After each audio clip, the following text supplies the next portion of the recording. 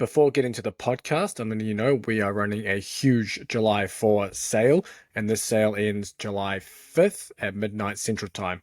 Essentially, you have two options. You can use discount code SMESH1, SMESH1, and that will give you the first month for $1. And the other option, SMESH2, SMESH2, and that'll give you 20% off the annual subscription, which means it's under $300 for the entire year. And with these subscriptions, you get access to every single Sweet Science of Fighting training program within the app. You get access to the private community in the Discord, where we have a bunch of coaches in there sharing things. And you also get access to all of the Sweet Science of Fighting online courses too. All the new programs that come out, you have access to, all the updates. Everything is part of that one subscription. So down in the description, there'll be a link for you to check those discount codes out and a link to where you can go and sign up in the app.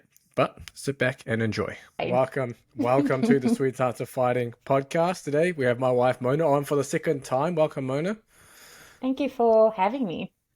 No, thank you for coming on. And obviously, if people haven't watched the first episode Mona was on, I think it was episode number 3 or 4, or maybe even 5, so it was way back, and we talked all about mental skills. Mona is, I guess, an expert within the space of sports psychology, mental skills, developing, I guess you could say, mental fitness. She's also a 6 times karate world champion, among other sports, CrossFit Games athlete, all sorts of stuff going on there. But so she's got a lot of experience competing at a high level in the space and has helped a lot of other athletes and I guess general population as well kind of work on their mental game, whether it's for high level sport or even just club level sport, to be able to perform. So today we're going to dive into the topic. I think that probably the most common, I guess you could say, mental, I want to call it a problem, maybe an issue that people face as a combat athlete, and that is imposter syndrome or self-doubt. And that might come about through you're going to compete, you may be competing at a high level. Maybe you just leveled up a belt rank, jiu-jitsu, whatever it is, and now you're going to compete at a higher level there. Or maybe you're fighting your first pro MMA, boxing fight, whatever it is, and you're taking that step up and you're having self-doubt or imposter syndrome with this. So, Mona, do you want to maybe start by defining, okay, imposter syndrome, what is it? And, what is the cause of having something like this? Now, the basic definition of having imposter syndrome is a psychological pattern of having constant self-doubt.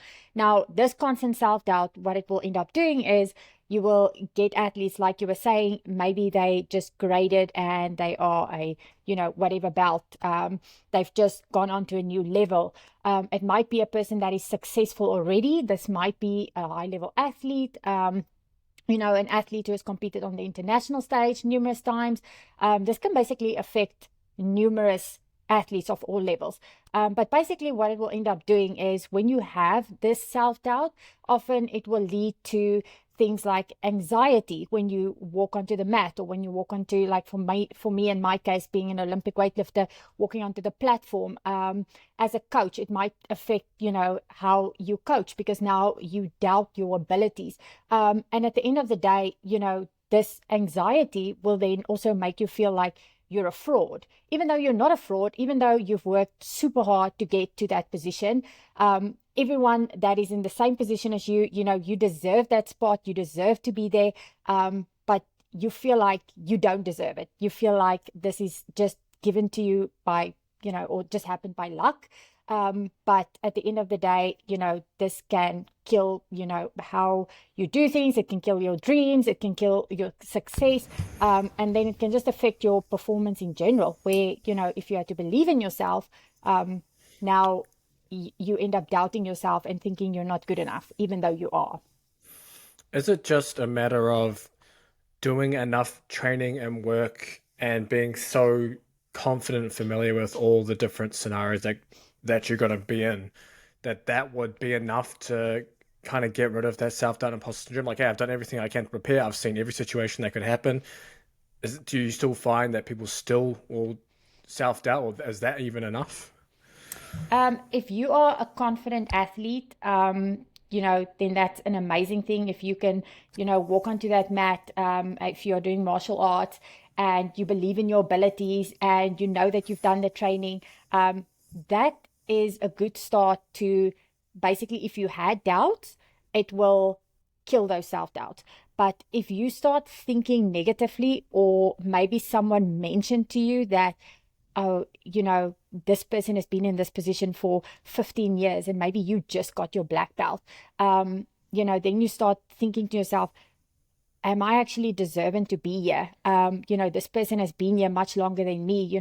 They should be much better than me. So instead of actually measuring yourself against yourself and not against anybody else, then you'll be confident, you'll be on your game. But as soon as you start thinking negative thoughts, as soon as those negative self-doubts start to creep into your mind, that's when it starts to affect things. And at the end of the day, with imposter syndrome, anyone will have imposter syndrome every now and again in their life. May you be a top level athlete, a business person, a coach, those thoughts do pop into your mind, but it's what you do with those thoughts at the end of the day that matters, and how you perform. So what can someone do if they start, I guess, having negative thoughts, maybe leading into a fight or a competition, tournament, whatever it is? Is it a bad thing to have? Is it normal? Is it worth fighting? Do you just have to write it out? No, it's definitely normal. And like I said, I feel like everyone has it every now and again in their sporting career. But the main thing is to be self-aware when you start to have these thoughts, because as soon as you are self-aware, then you know that this is not the thoughts that you should be thinking.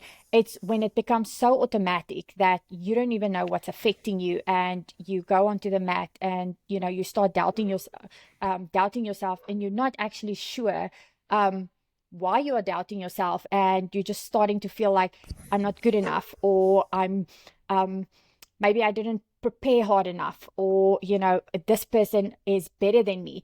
That's obviously when it's going to affect things. Yeah. Yeah. Is there something that you typically have someone do if they're having a lot of negative thoughts, maybe leading to a competition? Is there something that someone can do to combat this? Yeah, definitely. So again, when it comes to being self-aware, I often say to athletes, if you are having these negative thoughts, the first thing to do is, again, being self-aware, but grabbing a book, grabbing a piece of paper, writing these negative thoughts down. And it might sound cliche, and it might sound, okay, I'm going to be diarizing, my feelings and my thoughts or whatever. But, there is a lot of evidence that supports, people writing things down, especially if you can't go and see a sports psychologist immediately, if you can't speak to a mentor, someone that will potentially help you combat this. The best thing that you can do is write these thoughts down, because as soon as you see it on paper, often it creates that extra awareness of, now, wow, I'm really thinking these negative thoughts about myself. And often what I tell them is then rephrase these thoughts. So as soon as you start seeing what you're actually thinking, what would be a better thought to be thinking, instead of, I'm not prepared, or I'm not good enough, or, wow, I just got my black belt, I shouldn't be fighting against black belts who've had their black belt for 10, 15 years, for example. Or, now I'm maybe the new big thing, and, I fight someone who's been, a world champion for numerous years. And now you start thinking, should I be fighting this person? Like, maybe I am just not good enough. Like, I'm not going to be able to beat this person because they just have so much more experience than me.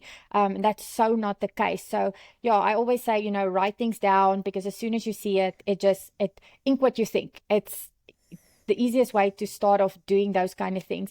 And then having that positive self-talk, and then start practicing those thoughts in training. Because often what ends up happening is, if you start having these thoughts in competition, and you don't have the mental tools to combat it, then you're not going to be able to combat it immediately, because you don't necessarily know what to do. But if you start implementing these mental skills tools in your training, then you can take this skill set to competitions. And yes, you might still go to competitions and have these negative thoughts. But again, what's important is, if you have these thoughts and maybe you had a bad competition, go back to the drawing board, go and reflect on how your competition went, what went well, what didn't go as well. Don't be too critical, but go and think about the things that affected you in a negative way where you could do better next time. What are some examples of rephrasing those negative thoughts into those positive ones? Okay, so if again using the thought of I'm not deserving of being here, saying to yourself, I worked my butt off to get here. And you can make it as hectic as you want, as powerful as you want. Actually, the more powerful you can make it so that you can believe it, the better it will be at the end of the day. Even if it's like, if yeah, I did this, I got myself here. I'm just as good as this person, if not better. I'm, let me think of other ones. Maybe if you start thinking thoughts of, now all these people are looking at me, maybe rephrasing it to, these people are looking at me because I'm a champion. I'm really great. So that's why these people are here cheering for me. Nice. I think it's interesting as well, like different personality types might find this easy and some might struggle. So like, for example, like if we look just from the outside in, if you look at someone like Conor McGregor, right? Very out there, I guess you could say extroverted personality with that, wears that on his sleeve all the time. That's kind of like his persona. I guess you could say that is built into his personality there. But what about someone who's maybe a little more passive? Like these thoughts might seem to them like they're being too cocky or too arrogant. Is there a middle ground here? Is there a way that someone who is maybe a little more passive and doesn't quite like that they can still use these tools, or is there a way they can go about it?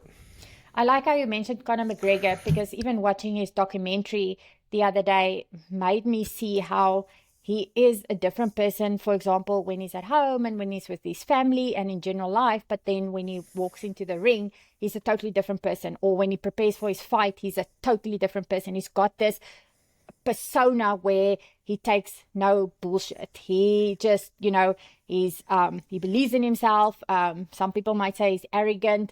But, at the end of the day, that's what made him him. That's what made him great. He believed so much in his abilities that he knew when he walked in there, even if he wasn't a better athlete, like he would tell himself that he's the better athlete so much that I'm 100% sure that he walked in there believing every single time that he is the best. Like, this guy is a nobody, he's the one that everyone's there to watch.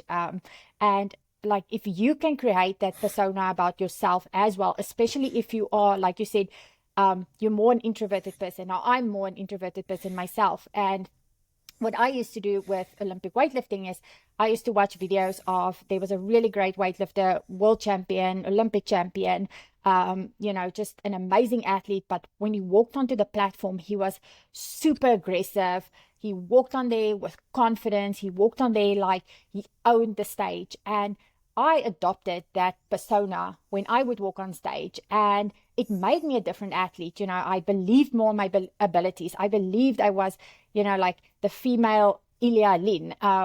And I would literally, even before I would go onto the platform at competitions, I would be watching some of his YouTube videos to get, that persona like in me and, get myself psyched up. So again, I had to do this over and over. I had to practice this in training. I had to, start to believe that, this is me. I am this confident athlete. And the same thing, with people in the martial arts world. Like, as soon as you develop a persona, it could be a persona of maybe a person that you admire. It could be a persona that you just totally reinvented yourself. Someone that maybe you're a soft person, you're not really aggressive, but now when you walk onto that mat, you automatically turn into like a dragon, or, like a tiger, or something that, something that's just going to like make you a whole lot different to what you are normally, but in a positive way that's going to make you perform better. And that's also a really great way of dealing with imposter syndrome. You've got this other persona because now you believe, when I'm this person or thing, you automatically just have more confidence, and you go out there and you just do it. Because at the end of the day, with imposter syndrome, when you start doubting yourself, you end up pulling back. You end up not taking the risks. You end up feeling like, maybe it's better if I just not do it. Maybe it's better if I, don't give my 100% best. And you keep so much back of yourself that you end up not performing to your best ability. I like that persona one. You don't really hear anyone talking about creating a persona for competition. I don't know why. It's really interesting, especially for, as you mentioned, for maybe the more passive or introverted people, where you don't want to have, like, your personality, you don't want to be seen like that. You don't want to be seen as the arrogant, cocky one, or whatever it is, and kind of show that confidence. But if you have a persona, that person's not you. Exactly.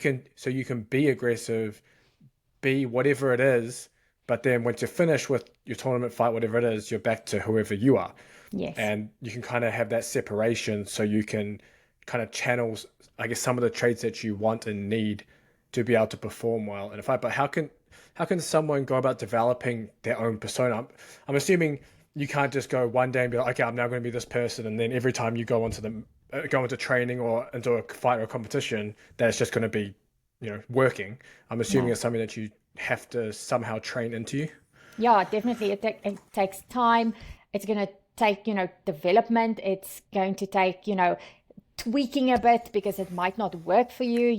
Again, you might be an introverted person, and now all of a sudden you are trying to be this persona that actually affects you negatively. So again, it's so important to practice this in training and see if it works, and also give it time. Give it time to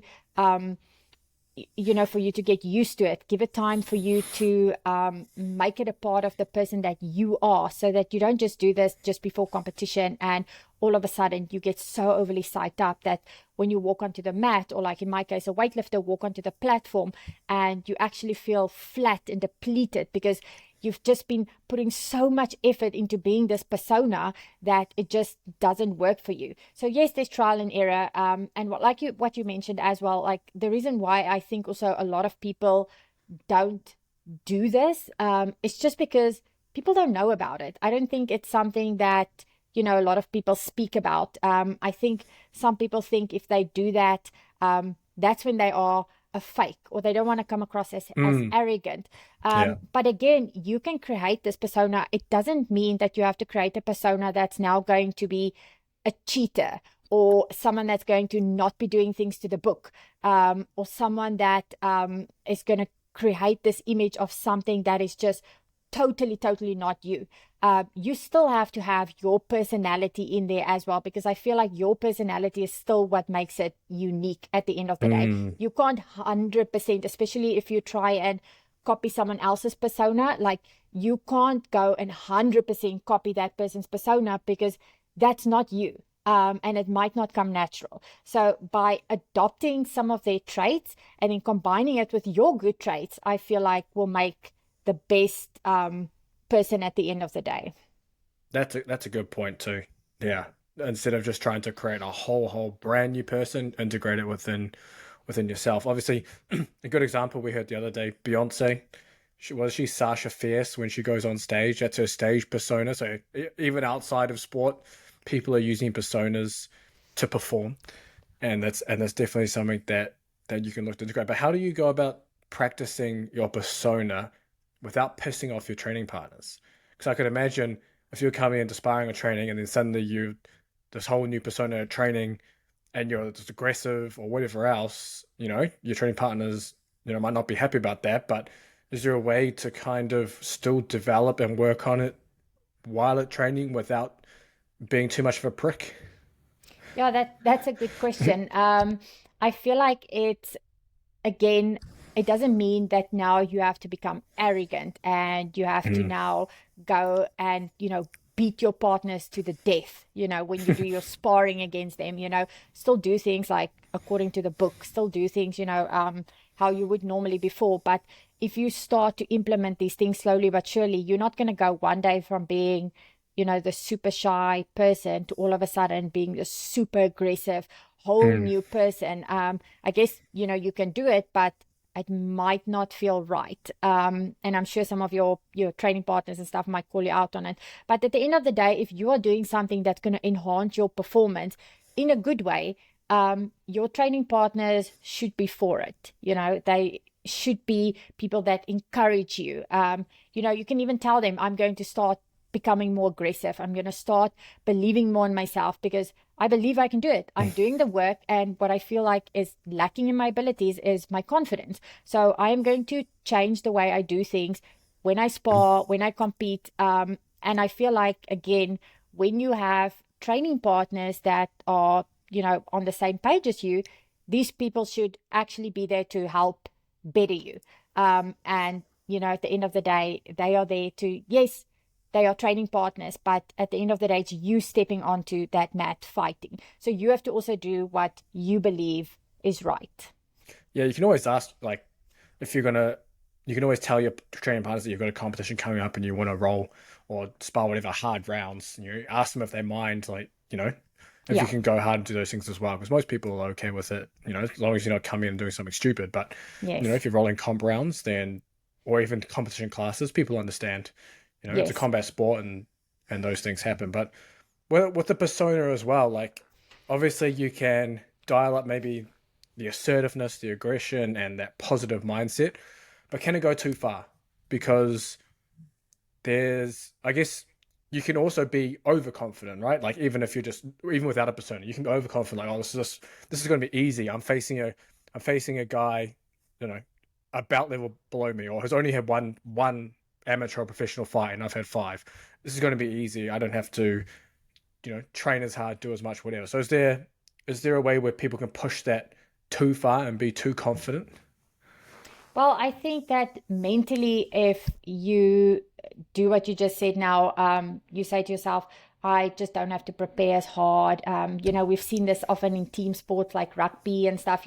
They'll go into, they might be a really good team, but then when they play against a team that's maybe not really that good, it's like they lower their standards. And if that person starts to play better than them, it affects them. It affects them mentally because now they're thrown off their game. So I feel like you still need to do the work. You still need to go into every single match knowing that you did all the work possibly you can, because it also has to back up that mental side.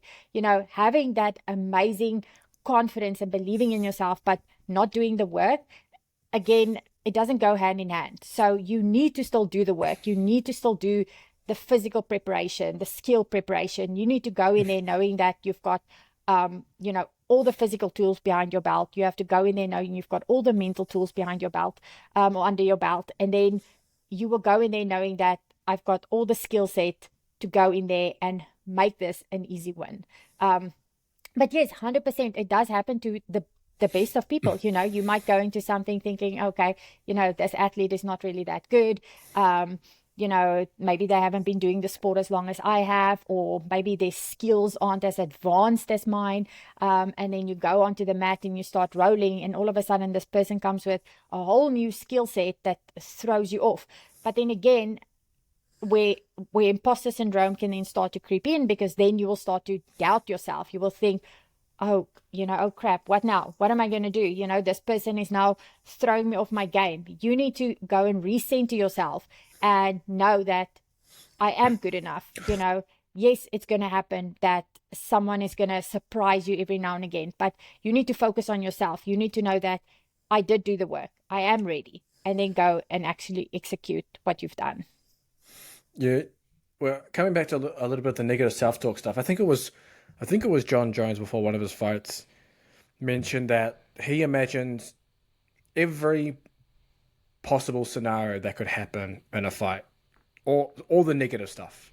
So he'll imagine, hey, get his arm broken, get knocked out, get choked out, whatever it is, and imagine all the worst of it, and then essentially be, I guess, okay with it. So obviously that will be an example of, I don't know what that would be an example, but that would be considered negative self-talk in a way.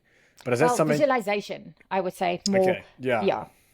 yeah. Is that something that you would, can you say, recommend or have someone do before a fight, and if so, why? Yes, I would. Maybe if you had to ask me 10 years ago, I would have said no. But, knowing what I know now and experiencing what I've experienced and seeing what I've seen with athletes, and, how there's now a lot more they've done a lot more research behind these kind of things. You actually visualizing when negative things happen as well, and then visualizing what you would do if these things happen can prepare you even more for the fight. For example, if you are a person who only visualizes the good all the time, yes, it's got a lot of positive aspects to it. Yes, it can make you confident. It can make you believe in yourself, which is what you want when you want to step on that mat or in that ring at the end of the day. But if something does go wrong, it often throws that person off the game completely. But if you already know that if this happens, if that happens, this is how I'm going to react, this is how I'm going to react, then you almost go into that fight super prepared, knowing that you are ready for anything and everything that gets thrown your way. So I definitely believe it's important to do that as well. But then you also need to make sure that, again, you do visualize when things go right. You do need to visualize, you being successful. You do need to visualize, the belt being handed to you, when you win that fight, or you performing a skill that you've never done before. Maybe you just started it in training. You need to visualize that skill over and over in your mind, because then when you actually do it again, it will feel like you've done it a million times. Yeah, but I guess the question following along that as well is, with that visualization of visualizing the negative things, how would you recommend going about it without getting fixated on that? Because I can imagine someone visualizing some of these negative things that could happen in a fight, but then getting fixated and get stuck in a cycle of just thinking the negative stuff. So is there maybe a timeline where you would okay, maybe it's 4 weeks out or something, you're maybe going to look at that and kind of only positive stuff, or I don't know, how would you go about doing that?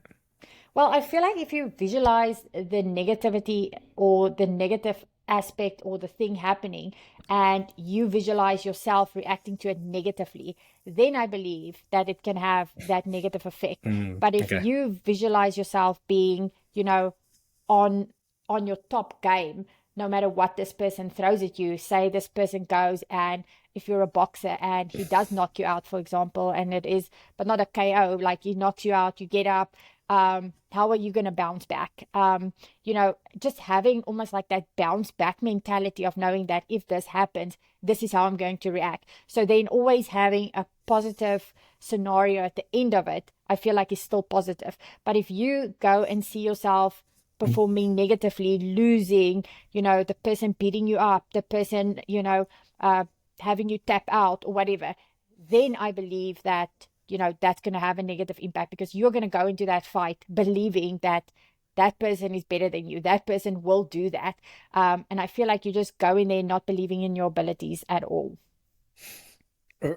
Along that lines, obviously visualizing all the negative things, like for example being tapped out or knocked out, there's no, I guess, positive side of it to reinforce that. So obviously, for example, that John Jones example, he visualized all those things happening, and then I guess the outcome of that, if you're going to do that, is you're okay with it and then kind of leave it. Would that be kind of the way you would go?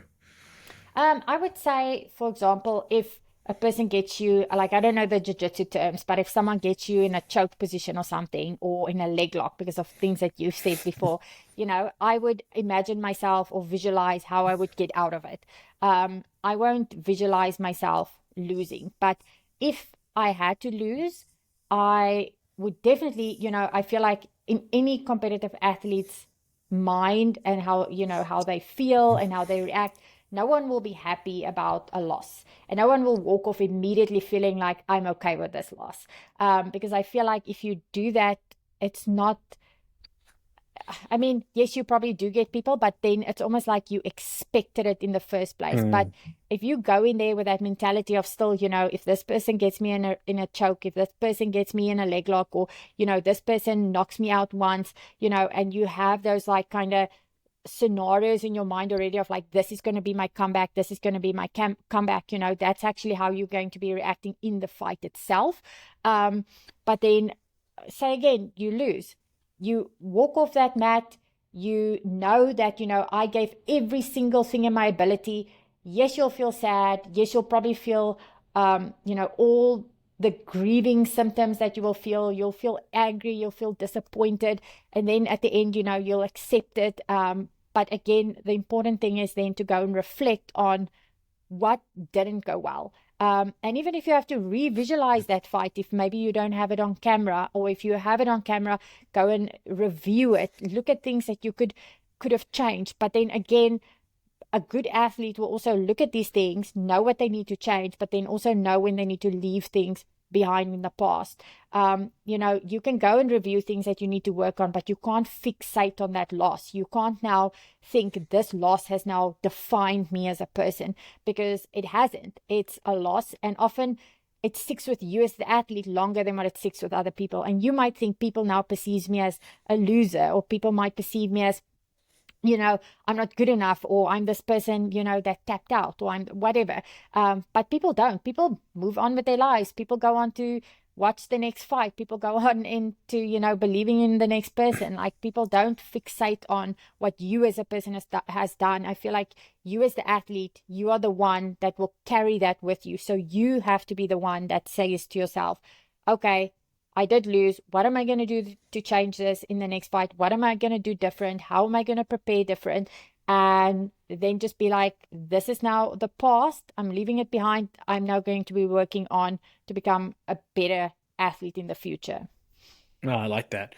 And you talked about recentering as well. So I can imagine someone who is creating their persona, maybe goes into their first tournament fight, whatever, and maybe gets, you could say, knocked out of their persona. Maybe something happens that I guess was unexpected, or something doesn't go their way, and they end up losing, I guess, that maybe new assertiveness or aggressiveness or whatever it is of that persona, and they become themselves again.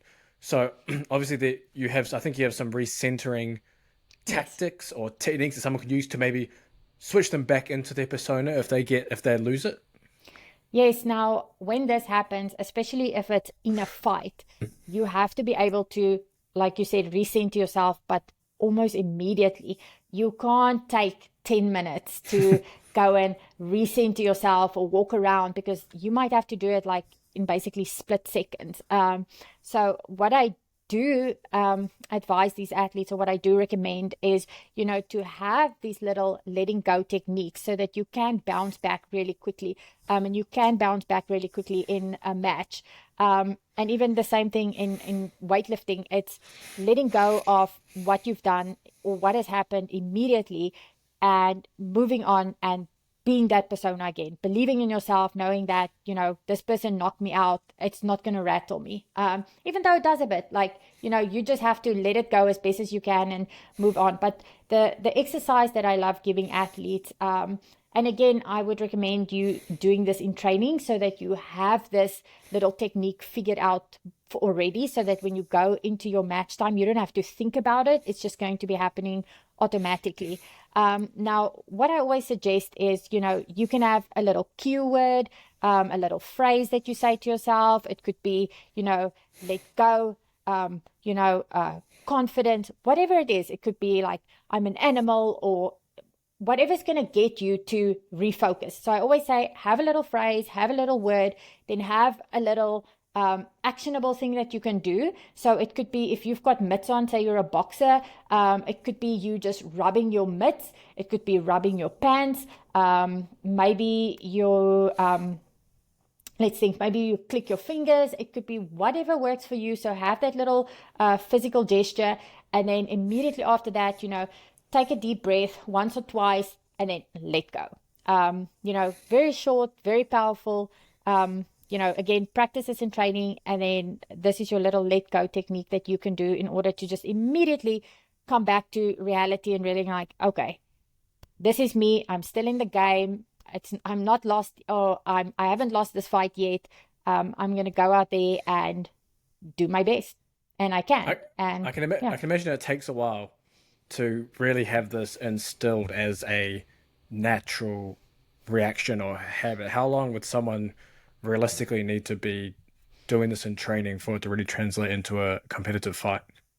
Well, if you think about it, it takes as long as what you are going to be training your physical skills. It's not something that's going to happen overnight. It's not something that you're going to master in a week. You need to train this for weeks and weeks and months and have the same little let go technique. Like I said, it must be true to you. It must be the thing that you know without a doubt. Like if someone wakes you up in the middle of the night and something happens and you need to do your little let go technique, you must be able to do this without even thinking. So however long it takes you to do something automatically and not think about it, that's how long it's going to take. So for some people it might be a week, for some people it might be a month, for some people it might be 6 months. It depends how much you train it in your actual training sessions. It depends how much you make an effort into just doing this with intent. And yeah, every single athlete is different, so you just have to keep practicing and until it becomes that automatic gesture. What's the difference between someone creating a persona, so they have their persona, so they are more aggressive, assertive during their fights or tournaments, versus someone who's trying to use past traumas, I guess, to psych themselves up in a fight? So one example was Anthony Smith in the UFC, and he had someone break into his house with his wife and kids at home. I don't know how many months before that fight, but not too long ago. And he was talking in the fight to his opponent, saying that he came after his family. You came after my family, almost to try to psych himself up in that fight, which was interesting to see. Now, obviously, it's almost a way of trying to incite that assertiveness and aggression, but it's not a persona. It almost seems like that would be more negative than positive. What's your take on that? I feel like it depends on the athlete. If you envision negative things all the time, and it depends what kind of negative things. I mean, if you go into a fight and you're a fighter and you imagine that, this person is the person that's broken into your house, and that gets you so psyched up and into the zone, I feel like that's okay to have. But I feel like if you only have negativity always being the driving force of you becoming, a better fighter or someone that's going to get you into the zone, again, that's just more of a personal opinion. I feel like it can become toxic, because you don't have anything positive that's driving you to become a better athlete. Or what happens if, say that thing does happen and say, or you start thinking positively. You go into a fight and you're like, man, I just feel really good today. Is that going to throw you off your game? I feel like you can't just have one little thing that's going to be the driving force of you being a good athlete. But again, I feel like as well, if it's something that works for you and it's something that, is going to make you be the best athlete that you can be, and when you walk into that ring, you see yourself as a protector. You see yourself as, wanting to make sure that you are going to make sure that your family is safe. And that gets you into your zone, then that's going to be the thing that, drives you to become a better athlete. Yeah, I like that. Yeah, I guess it is very individual, with some athletes thriving on, I guess, more negative thoughts to get them going, and there's some more positive thoughts to get them going. And it's just, I guess, maybe a trial and error for most people to figure out. And if someone's going to play with this stuff, or I guess try and implement more of these mental things within their, I guess, competitive sport, when should they start doing that? Is that, obviously we mentioned through training, but obviously through sparring as well, then that's where they should kind of trial everything? Yes, definitely. You should be starting your mental training. If you are months out of a fight, you should be starting your training. Your mental training and your physical training should be one. Because at the end of the day, like I said, you want to make it automatic. You don't want to come the week before competition and be like, okay, I'm going to start visualizing. I'm going to start self-talk, and you start to do all these things. And by the time it comes to you, getting ready for fight day, it could become so mentally draining that by the time you walk onto the mat, you are just overwhelmed with not knowing which is the thing that you're going to use. Are you going to be using self-talk? Are you going to be visualizing? Are you going to be doing breathing techniques? And you might want to do all of these things, and you don't really know which is the one that works for you. So again, I always say, find something that works for you, even if it's just one or two mental skills, even if it's you having a few affirmations, or you know, the way you speak to yourself. If you're an athlete that does maybe get a bit nervous when you do step onto the mat, you know, it might be breathing techniques that you do. You know, practice these things in training so that, you know, by the time fight day comes, this is all the same way as your skills are automatic. You want to make sure those mental skills are automatic. But I did want to come back to your question that you asked earlier about, you know, having these negative thoughts, and, you know, what is my opinion around, you know, athletes going on to, you know, if they use that in order to psych them up. And it actually popped into my mind as well. Like, I've known a lot of athletes that come from poverty, for example, and that used to be their driving force, because they knew that if they didn't give their all, they are not going to have money to put food on the table. They know they're not going to be able to support their families. And a lot of times this is their way of fighting out of poverty. And then you get some athletes, then as soon as, you know, they start to become famous, fame starts to creep in. They start to become, you know, a lot more well-known. They start to make a lot more money. Their attention starts to shift because now they are on camera all the time, and they have to basically live the high life. You know, sometimes this can be very overwhelming for athletes. And then that's more where, you know, you don't need to go back thinking that you are this person that now lives in poverty, and that you have to think all these negative thoughts that, you know, if you don't win a fight, that you're not going to be able to put food on your table for your family. That's again where in time, and as you develop as an athlete, so can the things that drive you to become a better athlete. I like that. So it progresses with you as you go through your Yes. career as an athlete. I really, really like that. And around summer, I actually forgot what I was going to say. I've got Mia here distracting me, feeding her bottle around this. But if someone's listening to this and they've got, maybe they have a little bit of imposter syndrome or self-doubt or something like that, what are the first, I guess, few or three actionable steps someone could take after listening to this podcast to start implementing, I guess, these mental skills to be able to, you know, get rid of that self-doubt and that imposter syndrome and start to perform at their potential?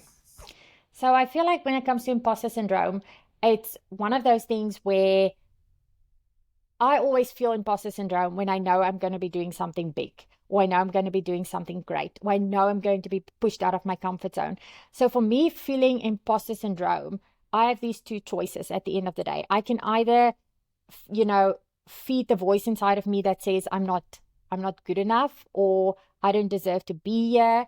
Or I can feed the voice inside of me saying that you are amazing. You are, you know, the best coach, or, you know, you've done all the work. You are successful. So it's what you do with it at the end of the day that matters. So when it comes to having those self-doubts, take action immediately. And I have learned this as well the hard way.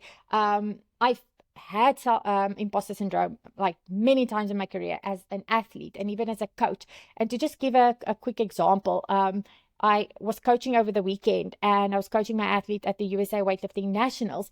And because I haven't coached in person for a little while, at first I was thinking, am I ready? Am I going to know how to count? Am I going to know how to tactically do these changes? Am I going to be able to psych my athlete up? Am I going to be calm for my athlete? You have all these thoughts running through your mind, and then it can affect the way you coach. But before I went to my coaching, I said to myself, I know what I'm doing. I've done this for tens and tens of years. I know I'm a great coach.